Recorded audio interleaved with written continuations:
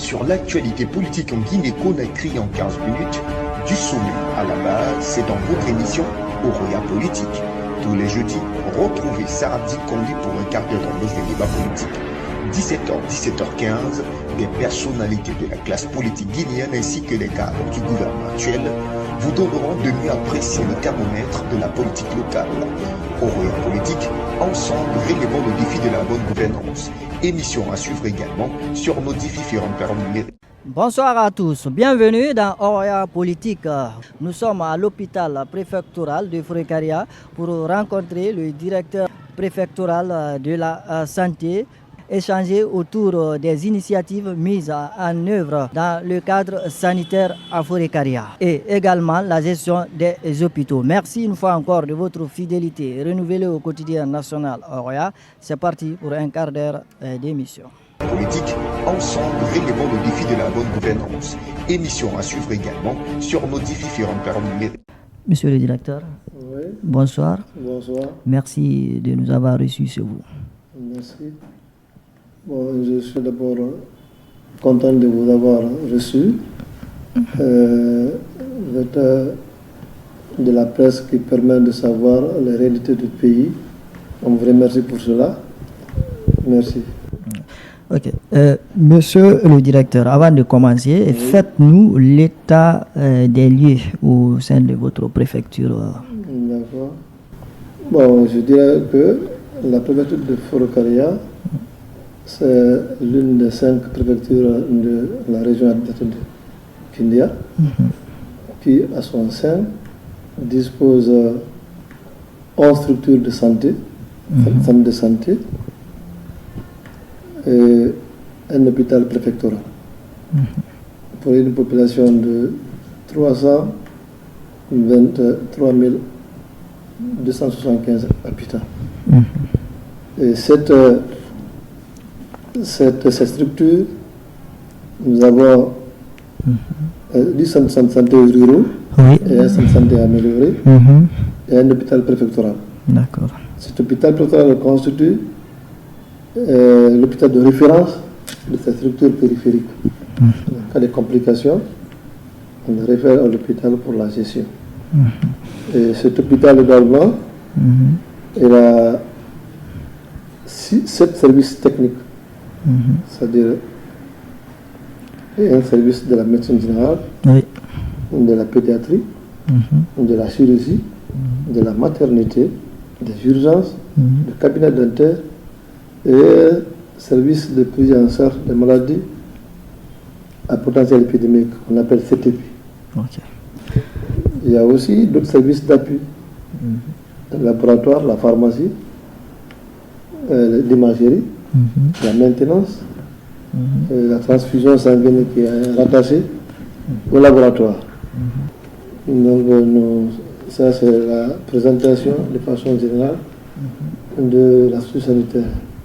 Donc, il y a les postes de santé également, qui sont au nombre de 62, qui sont implantés dans les sous-préfectures, les sous-districts. Alors, monsieur le directeur, oui, à date, en matière de défis de santé publique, quels sont vos principaux défis que vous comptez relever au sein de votre préfecture? Donc, bon, vous savez, dans notre préfecture, nous sommes confrontés à des défis, c'est-à-dire des insuffisances de personnel qualifié.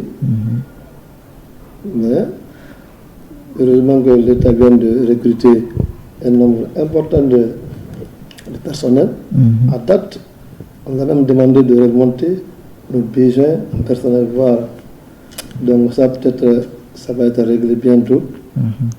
Il y a aussi mettre en place pour qualifier la prestation, bien que l'effort est fourni depuis l'avènement de ce gouvernement.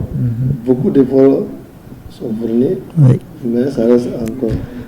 Les infrastructures sanitaires, par exemple, nous en avons besoin, parce que pour cette population que je vous ai dit, un peu haut,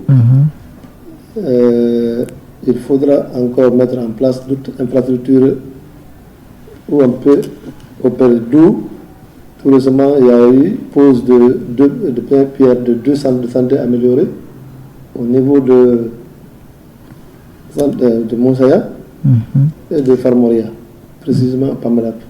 Donc tout ça là sont en résolution comme problème. D'accord. Alors, comment évaluez-vous la qualité des soins de santé dans votre préfecture? Bon, je pense que la qualité, nous avons des supervisions qui nous permettent de savoir le dysfonctionnement dans les structures de santé, c'est-à-dire identifier le goulot d'entraînement après, on résout, donc nous avons ça. Nous avons également il y a aussi le FBA, c'est-à-dire ça c'est des financements basés sur les résultats, à niveau de la qualité, service par service. Il y a des grilles à remplir par rapport à cela. Et cela nous permettrait d'évaluer la qualité du service sans exception, y compris l'hygiène. Ok. Alors, en termes d'organisation et gestion, comment est organisée la direction de la santé dans votre préfecture ici? Nous avons les organigrammes, les pyramides, les organigrammes dans tous les... Et les rôles des différents responsables? Les rôles des différents responsables sont bien situés de façon hiérarchique, du directeur jusqu'au agent d'entretien. Parce qu'il y a, par exemple, dans les hôpitaux, il y a les gestionnaires que nous sommes, il y a aussi les techniciens sur le terrain, c'est-à-dire les médecins, et y compris les surveillants qui sont à leur côté et qui sont aussi responsables des autres catégories professionnelles dont nous avons hiérarchisé en fonction de notre organigramme. D'accord. Eh bien, amables téléspectateurs, vous êtes dans votre émission Oroya Politique. C'était donc la première partie. On se retrouve juste après cette courte transition.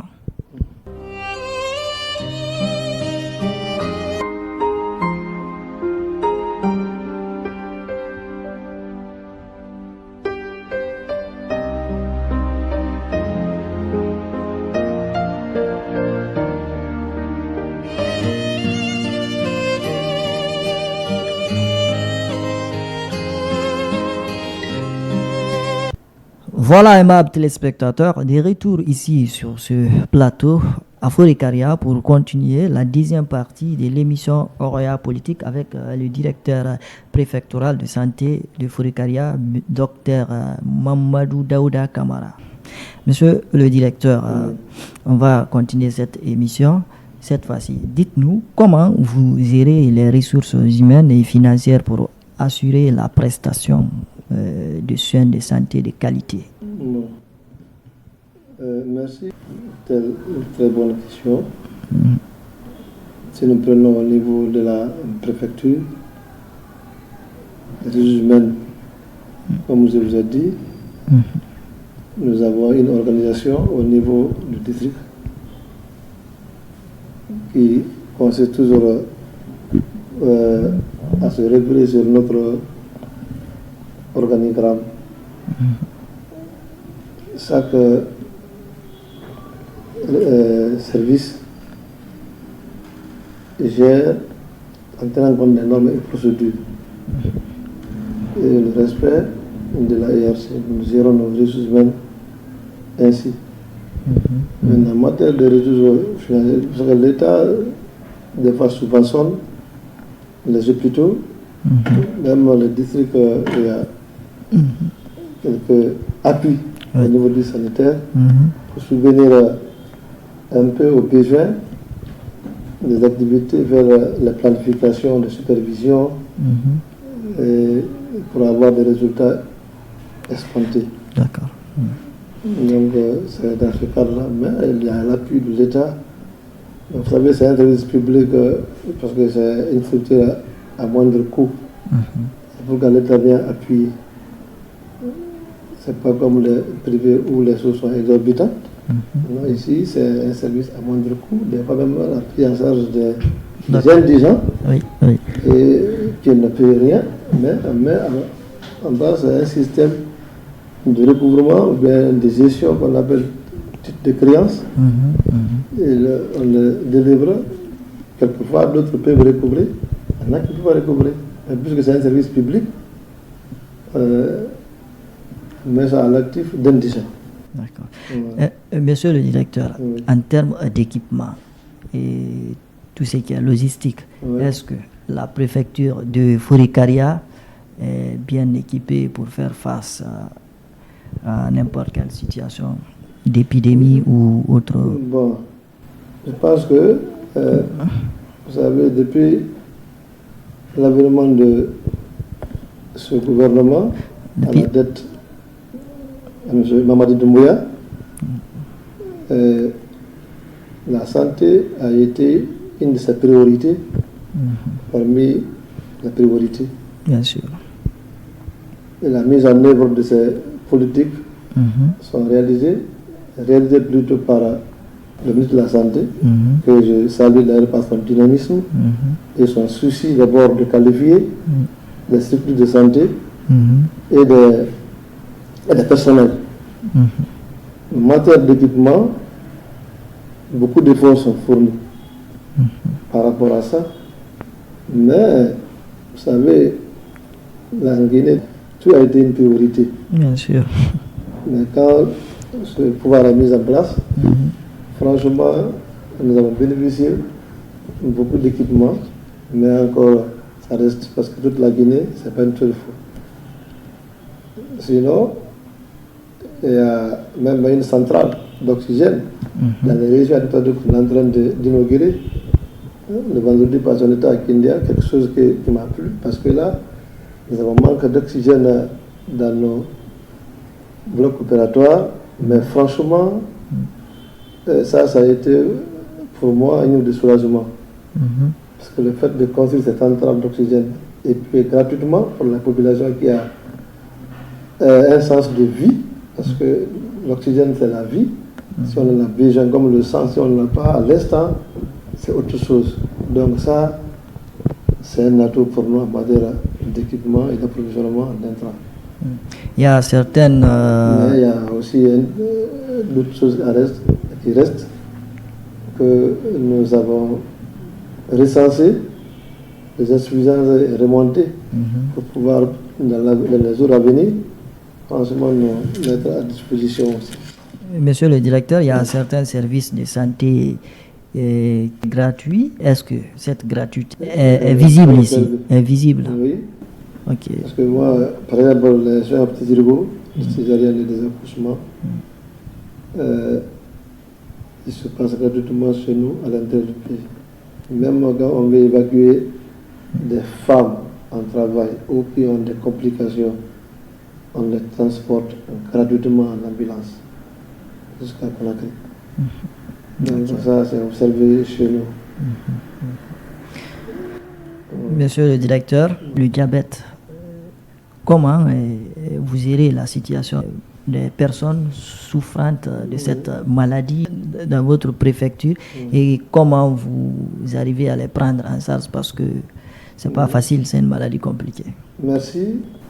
D'abord, je vais encourager tous les malades souffrant de diabète et leur dire que le diabète, ce n'est pas une maladie aussi qui tue comme les gens l'ont peur.